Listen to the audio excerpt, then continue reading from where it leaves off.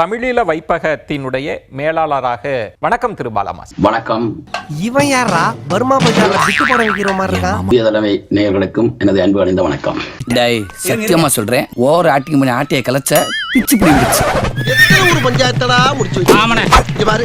நமக்காக அம்பட்டு போலும் புள்ள குட்டியோட வெயில்ல காத்து கிடக்குறாங்களே. இப்ப சமீபத்தில் நாடு கடந்த தமிழீழ அரசாங்கம் பிரதம அமைச்சர் அலுவலகத்திலிருந்து ஒரு அறிக்கை வந்திருக்கிறது. இந்த அறிக்கையில் அவங்க சுட்டிக்காட்டுவதே தந்தை பெரியாரும் தேசிய தலைவரும் எதிரெதிர் துருவங்கள் அல்ல அப்படின்னு சொல்லி ஒரு அறிக்கை வந்திருக்கு.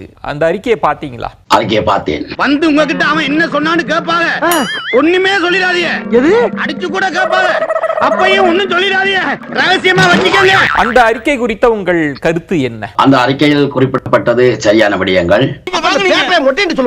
அப்ப இங்கு திரு சீமான் அவர்கள் முன்வைத்திருப்பது அப்படின்றது பெரியாரையும் பிரபாகரனையும் எதிரெதிர் துருவத்தில் நிறுத்திதான். பெண்ணிய உரிமையை பேசுறது ஒன்னும் பெரியார் கிடையாது. பெரியார்ட்ட போய் பெண் உரிமை வச்சுங்கிற தந்தை பெரியார் பற்றி உங்கள் பார்வையின? பெண்ணிய உரிமைக்காக போராடியவர் பேசியவர். பாரதி பாடினாரு, ஐயா வந்து போராடினாங்க. அது நான் போட்டது, அந்த பிட்டு ஏன் பிட்டு தான். பிரபாகரனோட வெடிகுண்டா பெரியாரோட வெங்காயமா பாத்தரலாம் வாங்க அப்படின்னு சொல்றாருல, அது உங்களுக்கு ஏற்புடையது இல்லையா? அப்போ நாங்கள் தமிழக அரசியலில் எக்காரணம் கொண்டும் தமிழக அரசியலில் தலையிடுவதில்லை. அப்புறம் என்ன நீங்க வந்த மூஞ்சில பூரா விட்டுருவேன். உக்காரு உக்காரு உக்காரு, மூஞ்சில பூரா விட்டுருவேன் உக்காரு. ஈழத்துக்கு நிறைய பேர் போயிட்டு வந்தாங்க. குறிப்பாக நான் திருமாவளவன்லேருந்து, நான் வன்னியரசுலேருந்து, வைகோவிலேருந்து, நான் குளத்தூர்மணிலேருந்து, நான் கோவை ராமேஸ்வரம்லேருந்து, ஆதிசாமிலேருந்து, இன்னும் பலரும் போயிட்டு வந்திருக்காங்க. லோக ஐயப்பன் தோழர் போயிட்டு வந்திருக்காரு, இயக்குநர்கள் இவர் மணிவண்ணன் போயிட்டு வந்திருக்காரு, மகேந்திரன் போயிட்டு வந்திருக்காரு, பாரதிராஜா போயிட்டு வந்திருக்காரு, இப்படி நிறைய பேர் போயிட்டு வந்திருக்காங்க. இவங்க எல்லோருமே ஃபோட்டோ எடுத்தது, அப்பப்போ சிலர் ஃபோட்டோ எடுத்ததெல்லாம் வெளியில் வரும். அதை குறித்து ஏதாவது விவாதங்கள் வந்திருக்கா? இவர் ஃபோட்டோ எடுக்கவே இல்லை, பொய் சொல்கிறாரு, இவர் தலைவரை சந்திக்கவே இல்லை, இவர் உரையாடல் பண்ணவே இல்லை, இவர் இந்த போட்டில் போனான்னு சொன்னதெல்லாம் பொய், இங்கேருந்து போகும்பொழுது அப்படிலாம் அவர் போகல, இவர் சுத்தமாக போகவே இல்லை, இப்படி இவர்கள் யாரையாவது குறித்து டிஸ்கஷன் முதல்ல நடந்திருக்கா? ஏன் நடக்கவே இல்லை? அண்ணன் அவர்கள் இதுவரையில் எங்கேயும் நான் பார்த்தேன் என்று பீற்றிக் கொண்டதில்லை. மனுஷன் இப்போ இவங்க எல்லாரையும் குறித்து ஃபோட்டோ வந்திருக்கு, அவங்க சொல்லியிருக்காங்க என்னென்ன பேசுகிறேன்னு பகிர்ந்துருக்காங்க, அது டெக்ஸ்ட்டாக வந்திருக்கு, அது வீடியோ வந்திருக்கு, ஆடியோ வந்திருக்கு. இவ்வளோ வந்துமே இவர்கள் போனது குறித்தோ இவங்களை பகிர்ந்தது குறித்தோ எந்த ஒரு டிஸ்கஷனுமே இந்த தமிழ் சூழலில் எழாத பொழுது ஒரே ஒருத்தவன் ஒரு ஃபோட்டோவை பகிர்ந்தாயா, ஒரு ஆடியோ ரிலீஸ் பண்ணா, ஒரே ஒரு போட்டோ, இந்த ஒரு போட்டோ ஒரு ஆடியோ, இது ஏன் இது ஒரிஜினல் தான், இந்த போட்டோ இந்த ஆடியோ ஒரிஜினல் தான் அப்படின்னு நிரூபிக்கிறதுக்கு 15 வருஷமா குட்டையர்னு அடிக்கிறான், பல்ட் அடிக்கிறான், சம்மர் ஷாட் அடிக்கிறான், இவ்வளவு அடிச்சோம் அது நிரூபிக்க முடியாம கடந்து தத்தளிக்கிறான். தேவையா எனக்கு இந்த வேண்டாத வேதனை? இப்ப நீங்க சொல்வது உங்களுக்கான பிரச்சனைகளை பட்டியலிடுறீங்க, அட்டவணைப்படுத்துறீங்க, இதற்கெல்லாம் தீர்வு கிடைக்கணும் என பெரும் இழப்பு ஏற்பட்டு இருக்கிறது அப்படின்னு. ஆனால் இங்கு பெரியாரா பிரபாகரனா அப்படின்னு சீமான் முன்னெடுப்பது உங்கள் நோக்கத்துக்கே பாரதூர விளைவுகளை ஏற்படுத்திடாதா? அதான் நாங்கள் தமிழகத்தில் இருக்க ஒவ்வொரு தலைவர்களையும் நாங்கள் சொல்லுங்கிற தேசிய தலைவரை, நாங்கள் தலைவருடைய கொள்கையும் அதை நாங்கள் ஏற்று தமிழ் மக்கள் அனைவருமே, அதாவது ஈழத்தமிழர்கள், தமிழக தமிழர்கள், தமிழக தேசத்தில எங்களுடைய அடையாளம் அழிக்கப்பட்டு கொண்டிருக்கின்றது. என்ன குழப்பறீங்க? புரியுற மாதிரி சொல்லுங்க. ஐயோ வந்த இடத்துல பாடம் நடத்த சொல்றாங்களே. அதாவது தமிழ் தேசியம் அழிக்கப்பட்டு கொண்டிருக்கின்றது, தமிழ் தேசியத்துக்கு ஒரு பின்னடை வந்து கொண்டிருக்கின்றது. தமிழ் தேசியம் அப்படிங்கிறது வேற, தமிழீழ தேசியம் என்பது வேறு.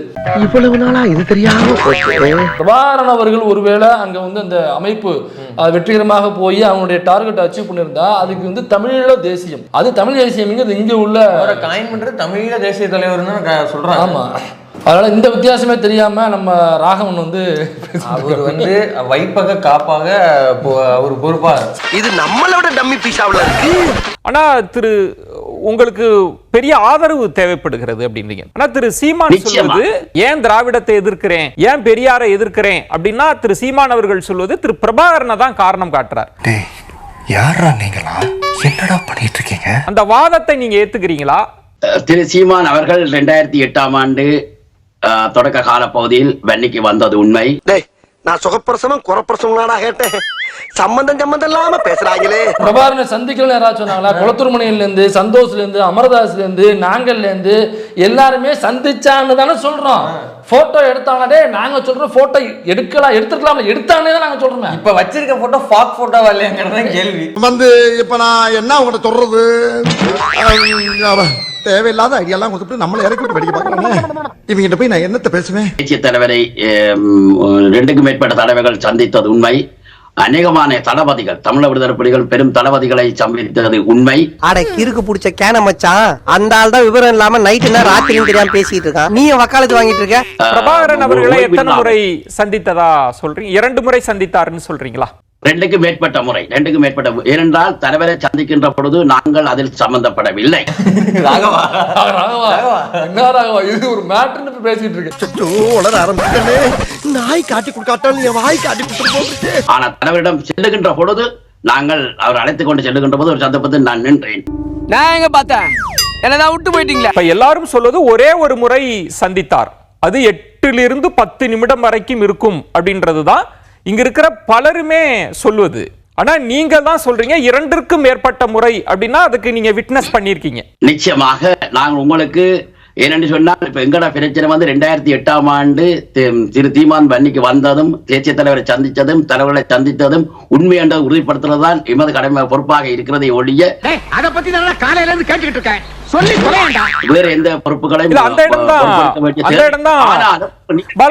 அந்த இடத்துல எனக்கு ஒரு கிளாரிட்டி வேண்டும். ஐயோ, எந்த ட்ரெண்ட்ல பேசினாலும் எந்த ரூட்ல போனாலும் விடவே மாட்டேங்கிறானே. நான் என்ன அவர் சந்தித்ததை யாருமே மறுக்கல. நான் அவர் வெளியிட்ட புகைப்படம் இங்கு அவருக்கு கிடைக்காததுனால இங்கு ஒரு போலியான புகைப்படத்தை வெளியிட்டு விட்டார், அதுதான் குற்றச்சாட்டு. அப்புறம் 8 to 10 நிமிஷம் தான், அதற்கு பிறகு சந்திக்க வாய்ப்பு இல்லை. இது 2வது பார்வை. 3வது திரு சீமான் அவர்கள் இங்க நிரம்ப சம்பவங்களை குறிப்பிடுறார். துபாயில நம்ம இருந்த ரேஞ்சுக்கு இங்க பெரிய மனுஷன் பேசுறப்போ உனக்கு வேடிக்கை ராஸ்கல் வேடிக்கை பாக்குறீங்க. திரு பிரபாகரனுக்கும் இவருக்குமான உரையாடல், அது பாத்தீங்கன்னா அந்த விஷயங்களை பார்க்கறப்போ ஒரு நீண்ட நெடிய சந்திப்பு இருந்தது போலதான் இருந்தது. அதுதான் விமர்சனத்திற்கு உள்ளானுச்சு. நீங்க அதெல்லாம் ஏற்றுக்கொள்கிறீர்களா? எஸ். ஏன்னு சொன்னால் நான் புகைப்படங்களை பார்த்தேன். இங்க சொல்லு முதல்ல அவன் பேசு. அப்ப நீ மனப்பாடம் பண்ணல. அவர் தங்கியிருந்த அலுவலகம் அந்த கிளிநொச்சியிலே அரசாங்க அதிபர், நீங்க சொல்றது கலெக்டர் அலுவலகத்துக்கு பின்னால இருந்த ஒரு கட்டிட தொகுதியில அவர் தங்க வைக்கப்பட்டிருந்தார். அங்கு கொண்டு வரப்பட்ட புகைப்படங்களை நான் பார்வையிட்டேன். இது ஏதோ காமெடி பேசுறா, ரொம்ப வீக்கா இருக்கான். அந்த அடிப்படையில் சொல்லுகின்றேன். அதே ஒரு முறை சந்தித்ததா பார்த்ததா சொல்றீங்க? இல்ல, புகைப்படங்கள் நான் பார்த்திருக்கின்றேன். வேண்டாம்டா, நீங்க வேணாம் நான் சொல்லுவேன் சார். அப்ப சொல்லுடா. அவன் சொன்னதை பூரா நான் சொல்லாம இருப்பானா சார்? ஒண்ணு விடாம பூராதுன்னு சொல்றேன் சார். சொல்லு. அதே பிரபாகரன் அவர்களும் சீமான் அவர்களும் சந்தித்த புகைப்படங்களை பார்த்திருக்கிறீங்க? எஸ். நீங்க இப்படிலாம் கேட்டா இன்னைக்கு பூரா மேட்டரை வாங்கவே முடியாது. நான் பார்த்திருக்கின்றேன். அடுத்த நாள் அவர்கள் சந்தித்த பின்பு நான் அடுத்த நாள் எங்களுடைய அலுவலகத்துக்கு செல்ல முன்பு அவர் தங்கியிருந்த அலுவலகத்துக்கு விடிய சென்று அவரை பார்த்தேன். திரு சீமான் அவர்களை கேட்டு நேற்று பின்னேறம் சென்ற நீங்கள் எங்களுடைய தேசிய தலைவரை சந்தித்தீர்களா என்று ஆவரோடு அவரை நித்திரையால் இருந்தவரை எழுப்பி நான் கேட்டேன். ஆஹா, இவன் மண்டை குழம்பி மெண்டலாகி வந்திருக்கானா இல்ல போர் அடிக்குதுன்னு டைம் பாசிங் பண்றானா? அப்ப நீங்களும் சொல்வது அந்த 8 to 10 நிமிடம் வரை சந்தித்த அந்த சந்திப்பை சொல்றீங்க. அதற்கப்புறம் 2 to 3க்கு மேற்பட்ட சந்திப்புன்னு எப்படி சொல்றீங்க? இல்ல, தெளிவாக அதை சொல்லுகிறேன். 8 to 10 நிமிடம் அல்ல, அது பல மணி நேர கணக்கானது. இவனாவது இந்த ஜென்மத்துல இருந்தா பைத்தியம், அவன் போன ஜென்மத்துல இருந்தே பைத்தியம். ஏனென்று சொன்னா அதை உறுதிப்படுத்துகின்ற அந்த சந்திப்பில் இருந்த போராளி இங்கு இருக்கின்ற இந்த நாட்டிலே இருக்கிற வேணுமென்றால் அவருடைய நேர்காணலை நீங்கள் பெற்றுக் கொள்ளலாம். முடியல தெளிவாக சொல்லி இருக்கிறார். கிட்டத்தட்ட 3-4 மத்தியானத்துக்கு மேல அந்த சந்திப்பு நடந்தது. அவர் சந்திச்சாருங்கிறதுக்கான நேரடி சாட்சியங்கள் இருக்கிறாங்க. அவங்க வேணா இன்டர்வியூ கொடுக்க சொல்லு. ராகவா, அப்படியே ராகவா நீ உட்கார்ந்து. நீ எதுக்கு ராகவா வந்து இவெல்லாம் சொல்லாரு ஆட்டா நடக்கிற ஊருக்கு எல்லாம் 10 ரூபா இந்த மாதிரி போன் பேசி அதுலயும் அந்த தவறு 3 to 4 மணி நேரத்திற்கு மேலாக அவர் சந்தித்திருக்கலாம்ன்றது உங்கள் பார்வை? அது 2க்கு மேற்பட்டது சொல்லப்பட்ட தகவல். ஆனால் அந்த தகவலை உங்களுக்கு சொன்னது சந்திப்புக்கு போனதை நான் கண்ணால் பார்த்தேன். அந்த மாதிரி இல்ல இருக்கு நீ சொல்றது. ஆனா தம்பி சொல்றதும் சரிதான். எட்டி அப்படியே வாய் மேலேயே மிதிப்ப. நான் சொன்னது உனக்கு என்னடா புரிஞ்சது? உங்களுக்கும் போராளி அமைப்புக்கும் தொடர்பு இருக்குங்களா? நீங்க திரு பிரபாகரன் அவர்களை சந்திச்சிருக்கிறீங்களா? போராளிகள் தளபதிகள் தான் தலைவர்களை சந்திப்பார்கள். அப்ப நீ எதிரிகளை சுட்டதே இல்லையா? திரு பிரபாகரனை முன்வைத்து திரு சீமான் சொல்வது லாஜிக்கா இல்ல அப்படின்னு சில தர்க்கங்களை முன்வைக்கிறாங்க. அந்த போட்டோ இந்த போட்டோ இல்லைன்னு நாங்க சொல்றோம். இது போட்டோஷாப் செய்யப்பட்டது, ஒரிஜினல் போட்டோ எங்ககிட்ட இருக்கு. இல்ல இதுதான் ஒரிஜினல் போட்டோனாக்க வா டிபேட்டுன்னு சந்தோஷ் கூப்பிடுறாப்ல, எதுக்கு பயந்துகிட்டு ஓடுற? எனக்கு நிறைய வேலை இருக்குன்னு தெரிஞ்சுக்கிட்டு வழுக்க டைம் லீவா இருக்குன்னு இன்னைக்கு எனக்கு லீவ போடு. அரை மணி நேரம் தானே, அதை விட உங்க நொண்ணனுக்கு யம சக்கரை தடவி வச்சிருக்கான், அங்க போயிட்டு இருக்கான். டீ சொல்றேன் வந்தாக்கா நம்ம அவர் கொடுக்கணும்ல.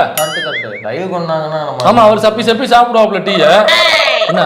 காலையில என்ன விளையாட்டு காட்டுறாங்க, எப்படி எல்லாம் சோதிக்கிறாங்க, பொழுது விடிய விட மாட்டேங்கிறாங்க. முதல்ல அவருக்கு எதற்காக துப்பாக்கி பயிற்சி கொடுக்கணும், அதுக்கு என்ன அவசியம் இருக்கு ஒன்று. அடுத்து பிரபாகரன் அவர்களினுடைய குடும்பத்தினரை அவ்வளவு எளிதாக யாரும் சந்திக்க முடியாது. இது இயக்கத்தை பற்றி தெரிஞ்சவங்களுக்கு எல்லாருக்குமே தெரிஞ்சிருக்கும். இவர் சொல்ற அந்த சம்பாஷணைகள், உணவு மேசையில இருந்து பேசப்பட்டது, போட்டி நடது, இது எல்லாமே கதைகள். சத்தியமா அப்படி சந்திச்சிருக்க வாய்ப்பு இருக்கு அப்படின்னா நீங்க எந்த தரவுகளின் அடிப்படையில் அதை உறுதிப்படுத்துறீங்க? திரு சீமான் அவர்கள் சொல்லுவது அது அவருடைய கருத்தாக இருப்பது எப்படி என்றால், அவர் அங்கு வந்து சந்தித்த தொடர்பான விடயங்களைத்தான் அவர் சொல்லுகின்றார். இப்பவே கண்ண கட்டுது. அவர் சொல்லுகின்ற அனைத்து விடயங்களையும் என்னிடம் கேட்டால் அதுக்கு உரிய அந்த துறை சார்ந்த போராளிகள் அந்தந்த இடத்துல எந்தெந்த விடயத்தை நீங்க கேட்கிறீங்களோ அதை அவர்கள் கிளியர் பண்ணுவது, அவர்கள் சொல்லுவதால் சிறப்பானது. பயங்கரமான கல்லூரி மங்க புரியும்படியா கேப்டா பேசுங்க. இல்ல, பலருக்குமே இங்க ஒரு பெரிய குழப்பம் இருக்கு. இதுல திரு பிரபாகரன் அவர்களோட அண்ணன் மகன் சொன்னது, பிரபாகரன் அவ்வளவு எளிதாக குடும்பத்தினரை சந்திக்க வைக்க மாட்டார் ஒன்று. திரு சீமான் அவர்களுக்கு அப்படி ஒரு கூடுதல் முக்கியத்துவம் கொடுப்பதற்கான வாய்ப்பே இல்லை அப்படின்றது ரெண்டு. இந்த ரெண்டு தர்க்கத்துல தான் இந்த பிரச்சனை விவாதம் ஓடிட்டே இருக்குல்ல, இதை நீங்க எப்படி எடுத்துக்கிறீங்க? திரு சீமான் சொன்ன விடயங்கள் அங்கு நடைபெற்றதான் அவர் சொல்லுகின்றார். அதுல எந்தவித பொய்களும் இல்லை. மீண்டும் மீண்டும் சொல்றேன், என்ன கொலகாரனாக்காதே. ஆனால் திரு கார்த்திக் தொடர்பான விடயத்தை நீங்க என்னிடம் கேட்டீர்கள், அது அவரிடம் தான் கேட்க வேண்டும். இத சொல்றதுக்கு தான் தலையில அண்டரார போட்டுட்டு ஓடி வந்தியா?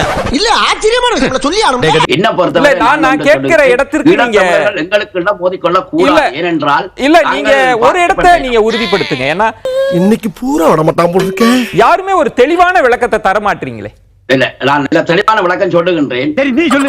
இதை தெளிவாக பதிவு செய்யுங்கள். நாங்கள் தமிழகத்தில் இருக்கின்ற தமிழக கட்சி தலைவர்கள் அவருடைய அனைவரையும் நாங்கள் கேட்டுக்கொள்றோம். எங்களோட ஆதரவுக்கு நீங்கள் தெரிவி ஆதரவு தாருங்கள்.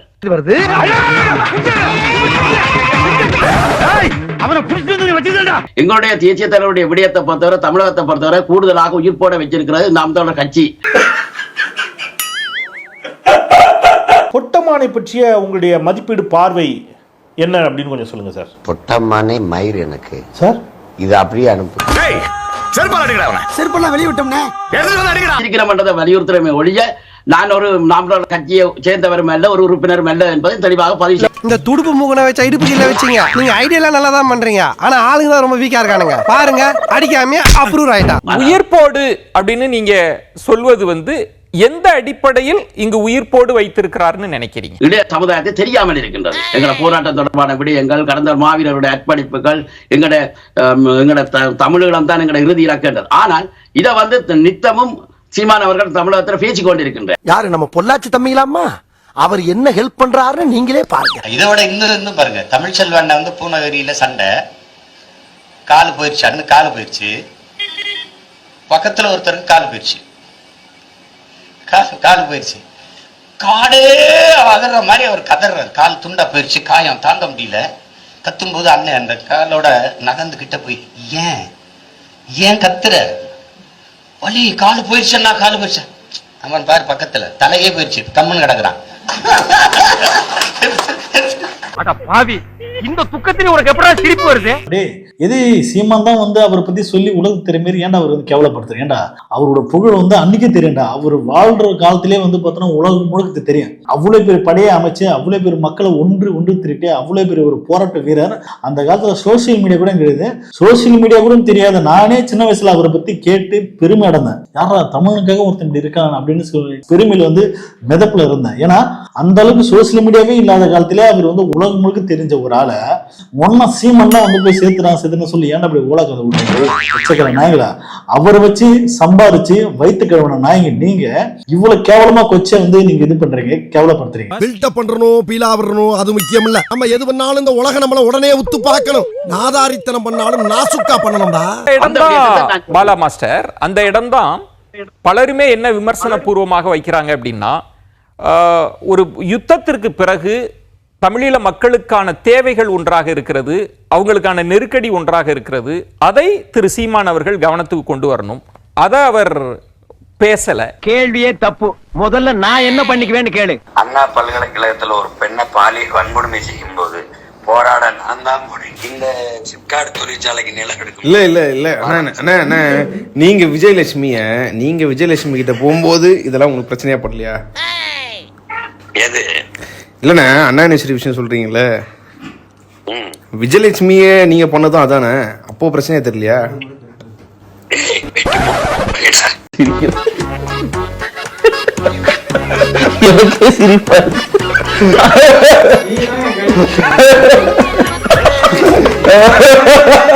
இங்க இந்தியாவுக்கு ஒரு அழுத்தம் கொடுக்கணும், அந்த தடையை நீக்கணும், அது பற்றியும் அவர் பேசல.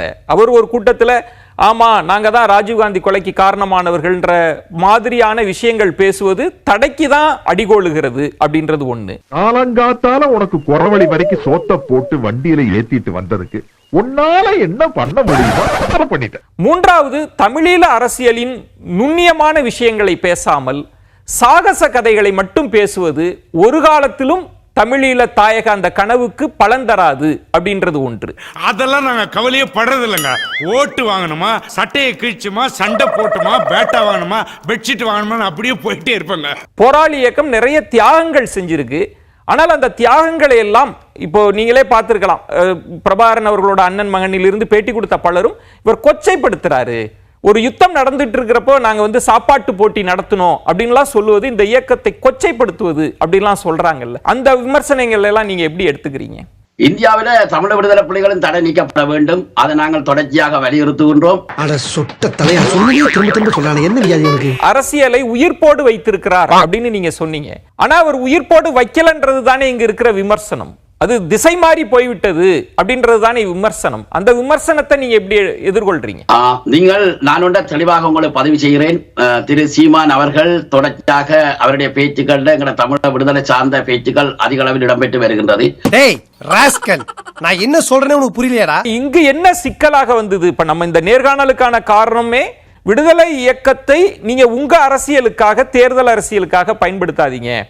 அது அந்த அமைப்புக்கு சிக்கலாயிடும். அவர் புகைப்படத்தை போடுவதோ, அவருடைய எம்பளங்களை போடுவதோ, அந்த பாடல்களை பயன்படுத்துவதோ இது தேர்தல் அரசியலுக்கு தான் பயன்படுமே தவிர அவங்களுக்கு தீர்வா அமையாது அப்படின்ற ஒரு பார்வை முன்வைக்கப்படுது.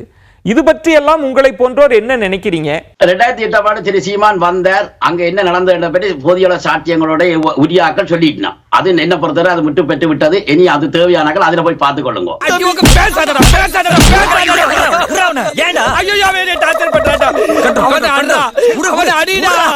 சீமான் ஈழத்துக்கு போனார் அப்படின்றாப்ல.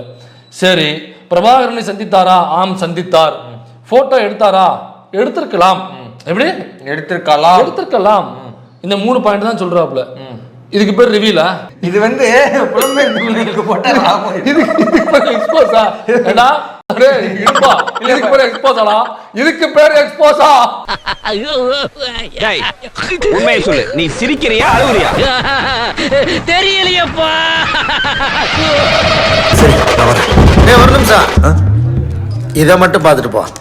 அப்பதான் என் மனசு குளுகுளுன்னு இருக்கா.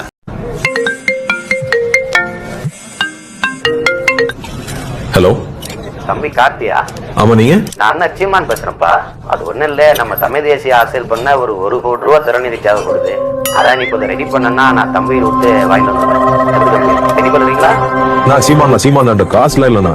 நான் 1 கோடி ரூபாய் அனுப்ப முடியாதுண்ணா. என்னாச்சு? இப்போ சீமான் நான் பேசுறாரு, திறநிதி 1 கோடி ரூபாய் அனுப்புன்னு கேட்கிறாரு. முதல்ல போனை கட் பண்ணு. இன்னும் கொஞ்ச நேரத்துல தம்பிங்களோட வீட்டுக்கே வருவான். அண்ணன் தான் சீமான் பேசுறேன், பிரபாகரனோட நெருக்கமா இருந்தேன், ஆமக்கடி திண்டா அது திண்டன்னு சொல்லிட்டு உங்ககிட்ட இருக்கிற காசை திறலிதுன்னு சொல்லி திருடிட்டு போயிடுவான். திருட்டு போய் ஸ்கேமர் வராம. நான் சீமான் அண்ணன் பேசுறேன், நான் பிரபாகரோட போட்டோ எடுத்தேன், ஆமக்கறி திண்டேன், அப்புறம் இட்லிக்குள்ள கறி வச்சு திண்டேன் அப்படின்னு பலவிதமா போய் சொல்லுவான். ஏமாந்துடாதீங்க. உங்க உணர்ச்சி தூண்டி உங்க காசை கொடுங்கறது தான் இந்த மாதிரி எச்சைங்களோட வேலையே. பெரியார திருடிகள் கூட வருவான். அவனை ஒரு நாள் நீங்க நம்ப வேணாம். திறல்நிதின்ற பெயர்ல வெளிநாட்டு தமிழர் கூட இவன் பல கோடி ரூபாய் காசு வாங்கி ஏமாத்தி இருக்கிறான். இதுல ஏமாந்தவங்க இந்திய தமிழர்கள், மலையாள தமிழர்கள், அப்புறம் இலங்கை தமிழர்கள், வெள்ளாத தமிழர்கள் பேதமே இல்லை. அந்த நாய் திறநிதி கேட்டு இருந்தா கொடுக்காதீங்க. முக்கியமா சீமானு காசு கொடுக்காதீங்க. நாம் தமிழர் கிட்ட இருந்து சேஃபா இருங்க. சீமானின் நட்பு கேடு விளைவிக்கும். சீமானுடனான பழக்கம் வாழ்வை அழிக்கும். ரைட்லா ரைட் இருந்தா ஊருக்கு இல்லனா சாமிக்கு.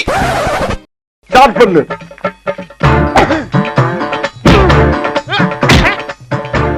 இங்கிட்டு வா. அப்படியா. படைக்கலடி. மண்டல மட்டும் அடிச்சறாத. குலக்கேசல உள்ள போடுவா. சரியா? உங்க வீட்டு பிள்ளையா நினைச்சு எல்லாரும் என்னை மன்னிச்சிருங்க.